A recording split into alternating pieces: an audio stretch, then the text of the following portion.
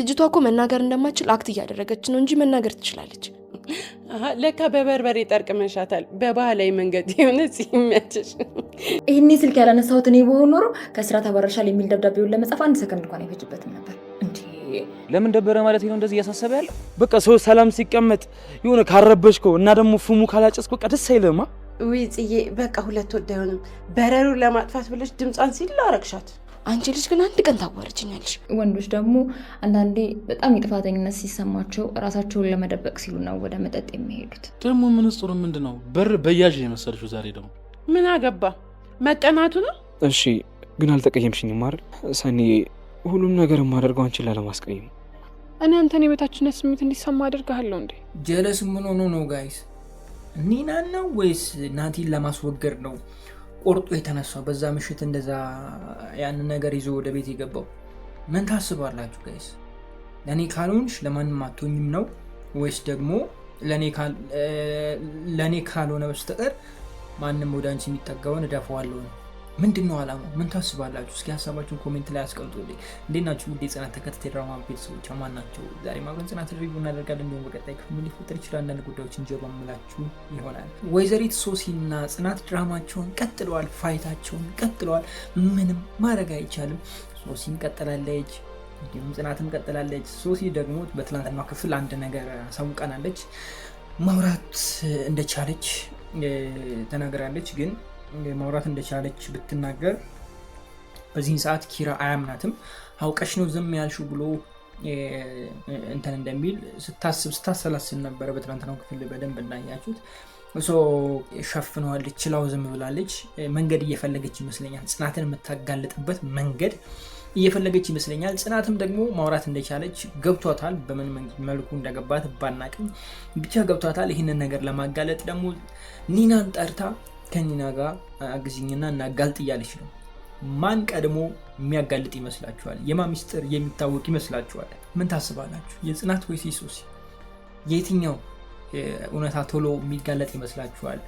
ምን ትላላችሁ? እኔ ግን ቤኪ ማን ነው የሚለው ነገር ግራ ገብቶኛል። ቤኪ ወይ ቢመጣ ወይ ብናየው ቢጋለጥ እኔ ደስ ይለኛል። ኒናም ብላለች እኮ ቤኪ ግን ማን ነው ምንድን ነው እሱ ብላለች። እና ቤኪ ማን ነው የሚለው ለሁላችንም ጥያቄ ስለሆነ ቤኪ ቶሎ ብታመጪልን አሪፍ ይሆናል ብዬ አስባለሁ። ቤኪ ቢቀድም ደስ ይለኛል። ከዛ ውጪ የኒናና የዶልፊን ናቲ ፍቅር ቀጥሏል፣ በይፋ ጀምረውታል። አሾይና ብለናል እንግዲህ መርቀንላችኋል። ጥሩ ነው፣ ይመቻችሁ፣ በርቱ፣ ቀጥሉበት። እኛ ተመችቶናል። እናንተ ከተመቻችሁ እኛ ምንም ችግር የለብንም። መቻችሁ ብለናል። እናንተ እንዴት እያያችሁት ነው? የሁለቱም ፍቅር የሚዘልቅ ይመስላችኋል ወይስ ደግሞ ማይዘልቅ? ምን ትላላችሁ? የድሮ አፍቃሪዋ ደግሞ መጨረሻ ላይ እየሄደ ነበረ። ማንን ለማስወገድ እንደሆነ ባናቅም መግቢያ ላይ ብያችኋለሁ። ወይ ኒናን ነው ወይ ናቲን ነው። እናንተ ማንን ይመስላችኋል? የኔ ካልሆንሽ ሙቺ እያላት ነው፣ ወይም ደግሞ እሷን ለማጥፋት ፈልጎ ነው። ከአንቺ ጋር የሚታየውን ሁሉ ላጥፋ፣ አንቺ የኔ ብቻ ነሽ፣ ማንም ወደ አንቺ ሊቀርብ አይችልም፣ ሁሉን ማስወገዳለሁ እያለ ናቲ ለማስወገድ አስቡ ነው። የትኛው ላይ ናችሁ? እስኪ ሀሳባችሁን ኮሜንት ላይ አስቀምጡልኝ። ከዛ በዘለለ በትናንትናው ክፍል የተለየ ነገር አለ ብዬ አላስብም። ሜቢ የነኪያ ፍቅር ምናምን ቢሮ ውስጥ ትንሽ ረበሽ እያረጉት ነበረ። አለቃውም ጋር ደርሷል። ግን አበዛችሁ፣ እያበዛችሁ ምን ነው ንቅ አረጋት። ለነገሩ እኮ መጀመሪያም የሆነ ጉልበተኛ አይነት ነገር ነችና ትንሽ ቢቀጣት አሪፍ ነው ብዬ አስባለሁ። ልጁ ቢቀጣት አሪፍ ነው፣ በደንብ ብትማር። ገብቷችኋል? እንደዚህ አይነት ሰው ካጠገቡ ራቅ ስትሉ ነው የሚማረው። አብራችሁ ስትሆኑ ስትለማመጡት ያስቸግራል። ስትተውት ስትንቁት ግን እንዴት ብሎ አያወራኝም፣ እንዴት አያናገረኝም፣ እንዴት ይቅርታ አይጠይቅኝም፣ እንደዚህ አይነት ነገር ውስጥ ይገባል። ይቅርታ ጠይቃችሁት እንኳን ለምን ይቅርታ አልጠየቅኝም ይላልና እንደዚህ አይነት ነገር ውስጥ ቢገባ አሪፍ ነው ልጁ። የእናንተን ሀሳብ ኮሜንት ላይ አስቀምጡልኝ። የሁለቱ ፍቅርስ ምን የሚሆን ይመስላችኋል? ኮሜንት ላይ እስኪ አስቀምጡልኝ። እስኪ እነናሆም ጋር ምን ተፈጥሯል? እነናሆሜ ጋር የነበረው ነገር፣ እነምሩ ጋር የነበረው ነገር እስኪ ሀሳብ ኮሜንት ላይ አስቀምጡልኝ። ከዚህ በፊት የነበረውን ክፍል ስላላየሁት ነው እንደዚህ ብዬ ያልኳችሁ። እነ ሰኒ ጋር አሪፍ ነገር አይተናል። የሰኒ ፍቅር ደስ የሚል አይነት ፍቅር ነው፣ መተሳሰብ ያለበት መከባበር ያለበት ፍቅር ነው። ሁለቱም እርስ በርሳቸው ይረዳሉ፣ ነገሮችን ይረዳሉ። የሚያበሳጭ ነገር ነው፣ ይበሳጫሉ፣ ግን ወዲያውኑ ደግሞ ይረዳሉ። እሷም ተረዳዋለች፣ እሱም ይረዳታል። እሱ ነገር በጣም ደስ ብሎኛል። ይበቃኛል። እዚህ ጋር በቀጣይ ክፍል እንገናኛለን። በጣም ወዳችኋለሁ። ክፉኝካችሁ ክፉ እነዙ አልፏችሁ፣ ሊሳካላችሁ፣ ይመርባችሁ፣ ቀናችሁ ብሩ፣ ሌታችሁ ብሩ ይሆንላችሁ እያልኩኝ ብዙ ተሰናበትኳችሁ። ምሩ ላይ ምን የሚፈጠር ይመስላችኋል? ሌኒ የምሩን መድኃኒት ቀይረዋለች በሌላ መድኃኒት። ምሩ ምን የምትሆን ይመስላችሁ? እስኪ ሀሳባችሁን ኮሜንት ላይ አስቀምጡልኝ። እንዴት ናችሁ? ውድ የጽናት ተከታታይ ድራማ ቤተሰቦች ማን ናችሁ ወይ? ዛሬ አብረን ጽናት ሪቪው እናደርጋለን። እንዲሁም በቀጣይ ክፍል ምን ሊፈጠር ይችላል አንዳንድ ጉዳዮችን ጀባ ምላችሁ ይሆናል። ሌኒ ግን እየሄደችበት ያለችው መንገድ በጣም የሚያስጠላና በጣም የሚያስፈራ ሆኗል። እንደ እውነቱ እኔ ሳስበው አሁንም እንደተረዳው ታውቃላችሁ፣ ልጁ የናሆም እንዳልሆነ በቃ በዛ እርግጠኛ መሆን ቻልኩ። ጭራሽ የናሆም ልጅ አይደለም። እንደውም ስልክ ደውላ ስታወራ የነበረው የዛ ሰው ልጅ ነው ልጁ እንጂ የናሆም አይደለም። በቃ ሁለቱ ተስማምተው ልጁን ለማሳደግ እያደረገችው ያለችው ወይም ደግሞ ሴቶች ያለ አይደለ ልክ ሲያመልጣችሁ የኔ ካልሆንክ በግድ ገብቷችኋል አይደለ? ጊዜ ከሄደ በኋላ በግድ የኔ ካልሆንክ አይሆንም። በነገራችን ላይ ሴቶች ብቻ ሳይሆን ወንዶችም እንደዛው ናቸው። ብዙ ጊዜ እንደዚህ ነው። አብራችሁ ስትሆኑ አትስማሙ። ከዛ በኋላ ያ ሰው ከእናንተ ተለይቶ ልክ የራሱን ህይወት ሲጀምር እንዴት ትላላችሁ? እልህ ይዛችኋል፣ ትቀናላችሁና እሷ ጋር እያየን ያለ ነው ይሄ ነገር ነው። ብቻ በጣም አስጠሊታ የሆነ ነገር ነው እያየን ያለ ነው። እኔ ግን አንድ ነገር ሪከመንድ ሳደርጋችሁ ምሩ ምንም አትሆንም፣ ይጋባሉ፣ ደግሞም ትወልዳለች። ከዚህ በፊት ብያችኋለሁ፣ ልጅ ትወልዳለች ምሩ፣ ታዩታላችሁ። ወደ ነኪራ ቤት እንመለስና ነኪራ ቤት እየተፈጠረ ያለው ድራማ አሪፍ ነው፣ ቀጥሏል። ጽናት ተመስገን ይኸው 2 ክፍል አምልጣለች። ምንም ሳይነቃባት ድብስብስ እያደረገችው አምልጣለች። ግን እስከ መቼ ታመልጣለች ነው? ሶሲም መቼም አፏ ተከርኖ አይቀርም፣ የሆነ ጊዜ ማውራቷ የማይቀር ጉዳይ ነው። ከዛ በፊት ግን ኒና ትዘረግፏለች ብዬ አስባለሁ። ወይ የኒናንም ልሳን ካልዘጋች በስተቀር ኒና ሁሉን ነገር ትዘረግፏለች። ለሆነ ሰው ማለቷ የማይቀር ጉዳይ ነው። የምሬ ነው ብላችሁ ኒና በዚያ በቃ ዝም ብሎ እያቅለበለባት ነው።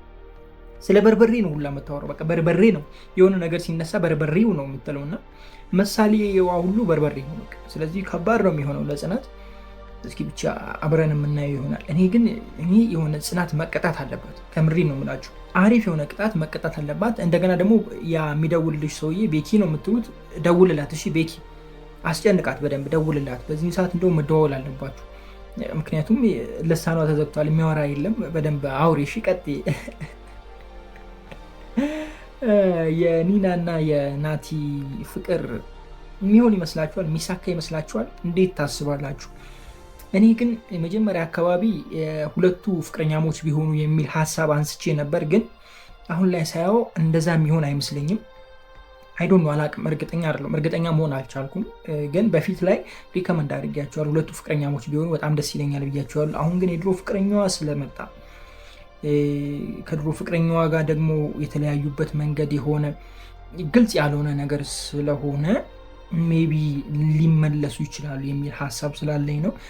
እስኪ የእናንተን ሀሳብ ኮሜንት ላይ አስቀምጡልኝ። ምን ታስባላችሁ? ምን ትላላችሁ? ናቲና ኒና አንድ ላይ ቢሆኑ ደስ ይለኛል። ግን ጥንዳቸው በጣም ደስ ይላል። ሁለቱም ቀልደኞች ናቸው፣ ምናምን ይጫወታሉ።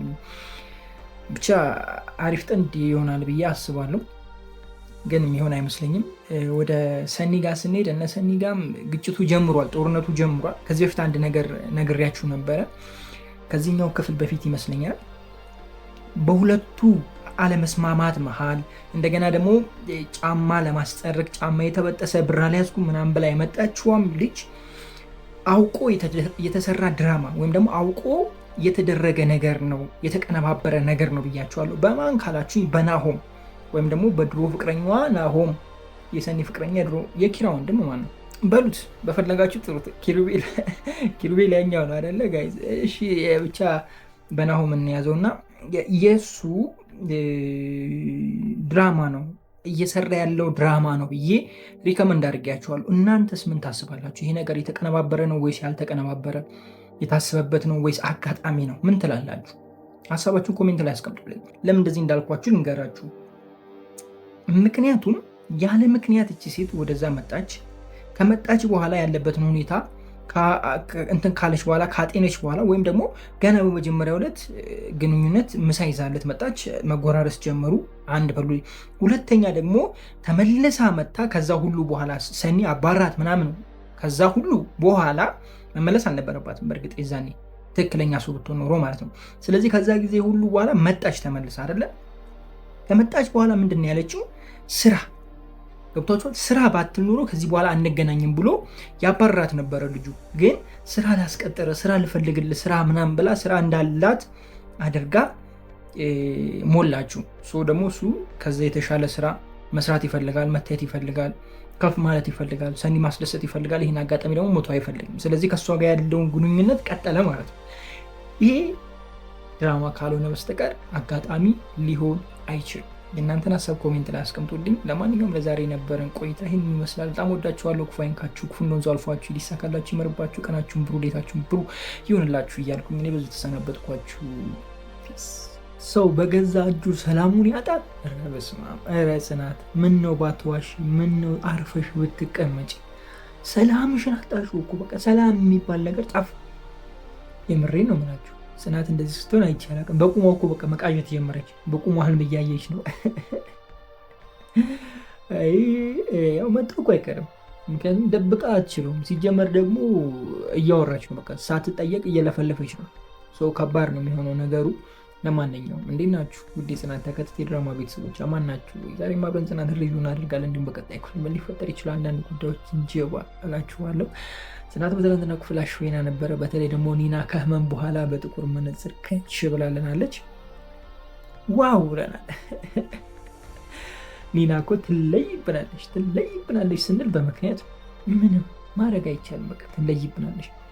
አያልቅብሽም አይደለ ኒና? ወይኔ ደግሞ ስደብቅ የሆነን ሰው ነው ትዝ ያስባለች። የሆነ ጊዜ ተጠራና የሆነ ሰው ቤት ሄድን እና ልክ ስንገባ ደበቁት ብድግ አድርገው። ስቀን ባላ እያለፍ ነው እና ያው ቢደበቅም አይፈረድባቸውም። በወቅቱ ስጋ ነበረ። ስጋ ደግሞ እኛ ሀገር ላይ ያው ታውቁታላችሁ፣ እኛ ሀገር ስጋ የሚበላው በሆነ በወቅት አንዴ ነው አይደል? ወይ በዓል ላይ ነው ወይ የሆነ አጋጣሚ ሲኖር ብቻ ነው እንጂ አልደላንም ነው የሚባለው። ግን ያው ኖርማል ያጋጥማል፣ ናት ያጋጥማል። በሰኒና በፍቅረኛዋ መሀል ደግሞ የተጀመረው አምባጋሮ ቀጥሏል። አንዴ በሰኒ በኩል አንዴ በሱ በኩል። ልጅቷ ግን እኔ አልጣፈጠችኝም፣ እውነት ለመናገር አልተመቸችኝም። ሊስትሮ ድረስ መታ ስራ ልፈልግል ምናምን ማለቷ የምሬን ነው የምላችሁ አልጣፈጠችኝም። ይህንን ነገር እያደረገ ያለው ናሆም ሰምታችሁኛል፣ አስተውላችሁ ስሙ። ይሄ ነገር ካልሆነ ደግሞ ከዚህ ምን አለ በሉ። ይህንን እያደረገ ያለው አሁንም ናሆም ነው። የእነሱን ትዳር የእነሱን ፍቅር ለመበጥበጥ እየወሰደው ያለው እርምጃ ነው። አውቆ እሷን ወደ እሱ ህይወት አመጣ፣ ይችኛዋ ልጅ።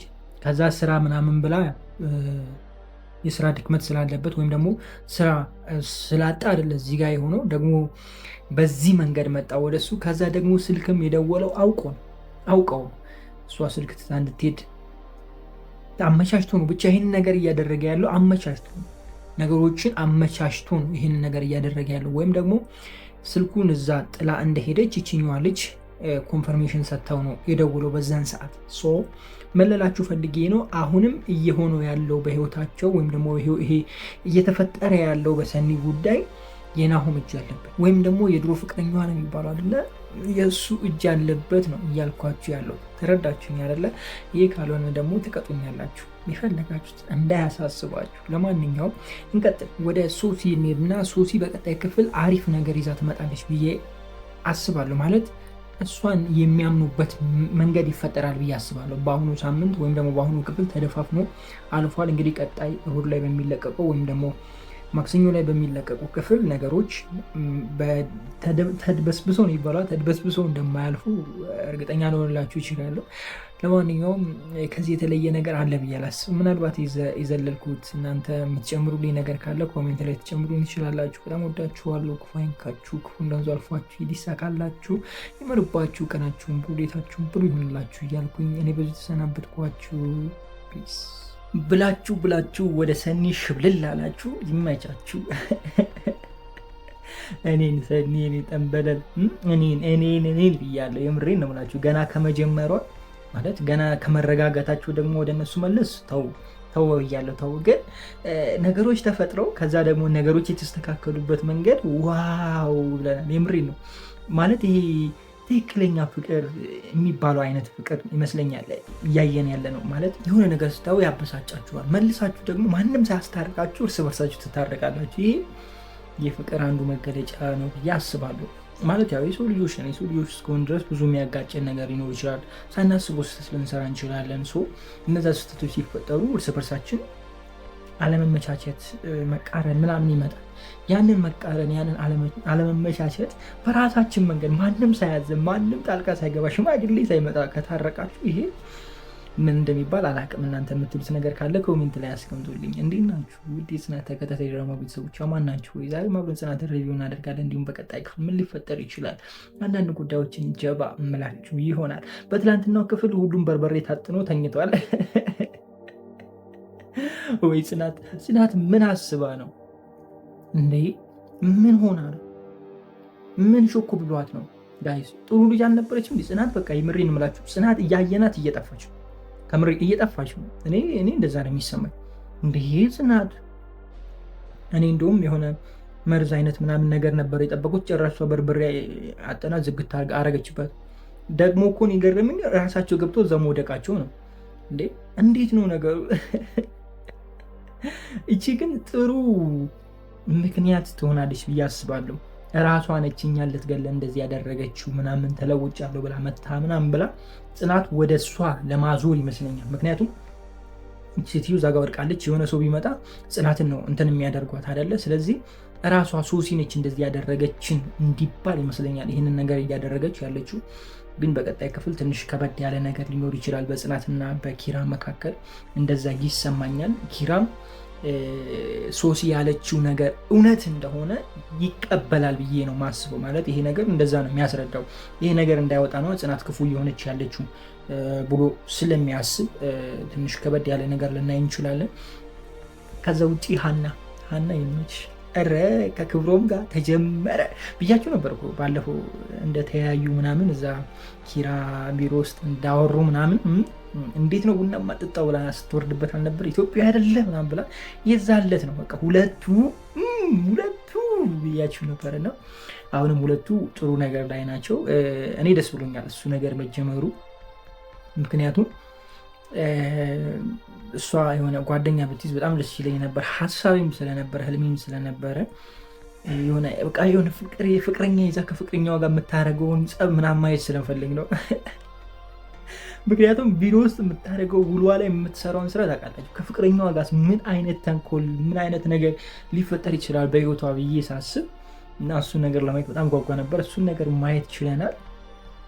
ዋው እንግዲህ እስኪ በቀጣይ ክፍል በደንብ ስለነሱ የምናየው ይሆናል ብዬ ነው የማስበው። ከዛ ውጭ እነምሩ ጋር ስንሄድ እነምሩ ጋር ትንሽ የሆነ የሚያሳዝን አይነት ነገሮችን እያየን ነው። ምሩ በጣም እንትን እያለች ነው። ግን የእነሱ ነገር ቢስተካከል እኔ ደስ ይለኛል። ከምሬ ነው የምላችሁ ቢስተካከል። ስለ ልጁም ቢሆን የሆነ ነገር አውቆ የሆነ ውሳኔ ቢወሰን ምሩ እንደዚህ ባናያት እኔ ደስ ይለኛል። የሁለቱ ፍቅር አይዶ ነው አላውቅም። ወይም ደግሞ ብታረግዝ በጣም ነው ደስ የሚለኝ። ከምሬ ነው የምላችሁ በቃ የሆነ አርግዛ በሰላም መውለድ የምችልበት መንገድ ቢፈጠር ምሩ በጣም ደስ ይለኛል። ከምሬ ነው የምላችሁ። ማለት በቃ ራሷ ያለበት ነው የሚያውቀው ስሜቱ የሚረዳው እዛ ጉዳይ ውስጥ ያለ ሰው ነው ጋይዝ። እና ትንሽ ይከብዳል ለምሩ እና ለዛ ነው እንደዛ ያልኳችሁ። ብቻ የትላንትናው ክፍል አሪፍ ነበረ። ከትላንትናው ይልቅ ደግሞ ነገ የሚለቀቀው ክፍል ወሳኝ ይሆናል ብዬ ነው ማስበው። ማለት ወሳኝ ይሆናል ማለት በጣም አጓጊ ይሆናል ብዬ ነው ማስበው። ዋው አሁን የቀረው እንግዲህ ቅዱሴ ብቻ ነው። ቅዱሴ ከሰኒሂት ጋር ፍቅር መጀመር አለባቸው ብዬ ነው ማስበው። እናንተ እንዴት ታስባላችሁ? እስኪ ሀሳብ ካላችሁ ኮሜንት ላይ አስቀምጡልኝ። ምን ትላላችሁ በዚህ ዙሪያ በዚህ ጉዳይ ምን ታስባላችሁ? ሀሳብ ካለ ኮሜንት ላይ አስቀምጡልኝ። ከዛ የቀረው ኒና ነው። ኒናና ዶልፊን ወይም ናቲ አንዳንድ ነገር እያሉ ነው። ግን በዛ በኩል ደግሞ የድሮ ፍቅረኛዋ ስለመጣ ሰሞኑን ጠፍቷል አይደለ? ፍቅረኛዋ ቢመጣ አሪፍ ነው፣ ባይጠፉ አሪፍ ነው። እዛ በኩል ስላለ ትንሽ የሆነ ግልጽ ያልሆነ ነገር አለ። ከማን ጋር ይሁን እስኪ እናንተ ሀሳቦችን ኮሜንት ላይ አስቀምጡልኝ። እኔ ግን ከዚህ በፊት ተናግሬያለሁ፣ ሁለቱ አንድ ላይ ጓደኛሞች ቢሆኑ ጥሩ ነው ብዬ ነበር። ግን የድሮ ፍቅረኛ ካላትና የምትወደው የምታፈቅረው ከሆነ ከሱ ጋር ቢሆኑ እኔ የተሻለ ነው ብዬ አስባለሁ። ለናቲም ደግሞ ችግር የለውም እናመጣለን፣ እንዳያሳስባችሁ። ለማንኛውም በጣም ወዳችኋለሁ። ክፉ አይንካችሁ፣ ሁሉም መንዙ አልፏችሁ፣ ሊሳካላችሁ፣ ይመርባችሁ፣ ቀናችሁ በሁለታችሁ ብሩ ይሆንላችሁ እያልኩኝ እኔ ብዙ ተሰናበትኳችሁ። ፒስ። ኒና ትለያለች ስል በምክንያት የምሬን ነው የምላችሁ፣ በምክንያት ዋው አጨብጭበናል። የምሬን ነው አጨብጭበናል። ከወሬ አነጋገር ጀምሮ አክቲንግ በስመ አብ ትለያለሽ። ድምቅ እኮ ነው ያደረገችው ጋይስ። ወይኔ በላቸው። እንደው የሰማችሁ 200 ምናምን ሜትር ርቀት አይሆንም ወሬውን የሰማችሁ፣ እንደውም ከዛ በላይ። እንግዲህ ይሄን ያህል ሩቅ ሆና ይሄን ከሰማች ቅርብ ብትሆን ኑሮ እንዴት! ወይኔ ይመች። ቤኪ ግን ማን ነው? ጽናት ቤኪ ማን ነው? ጽናትንስ ለማወጣጣት የምታደርገው ጥረትም ኪራ ሲመጣ ቤኪ ማን ነው ብሎ ይጠይቅሻል። ቤኪ ማን ነው ቢልሽ ማን ትይዋለሽ? ዋው እንዴት ናችሁ? ውድ የጽናት ተከታታይ ድራማ ቤተሰቦች አማን ናችሁ ወይ? ዛሬ አብረን ጽናት ሪቪው እናደርጋለን። እንዲሁም በቀጣይ ክፍል ምን ሊፈጠር ይችላል አንዳንድ ጉዳዮችን ጀባ ምላችሁ ይሆናል። ጽናት በትናንትናው ክፍል አሾይና ነበረ። በተለይ ኒና በቃ ፈታ አድርጋናለች። እንደ እውነቱ ይሄ የማይካድ ሀቅ ነው። ከምሬ ነው። በቃ ምንም ብታረጉ የማይፋቅ የማይካድ ሀቅ ነው። ሀና አልኩኝ። ሀናማ ትናንት ቁም ነገረኛ ሆና ነበረ። ትናንት ኒና በቃ የመጨረሻ ድራማውን ፈካ አረገች። እረ በስመ አብ ትለያለሽ፣ ትለይብናለሽ በሚለው ይስተካከላል ጋይስ። የኪያ ፍቅረኛ ደግሞ ምን ሆኖ ነው? በኢየሱስ ገና ከመምጣቱ ጎመን መበጠሱ፣ ፍየል ከመምጣቷ ጎመን ቅጠል መበጠሷ፣ ፍየል ከመምጣቷ ቅጠል መበጠሷ ሆነበት እኮ። እናቷ ገና ከመምጣቷ ጓደኛዋን ለክፎ ቀይ ካርድ። አሁን በምን መንገድ እንደሚያመልጥ እኔ ልማድ ያለበት ሰው እኮ ከባድ ነው። የምሬ ነው የምላችሁ።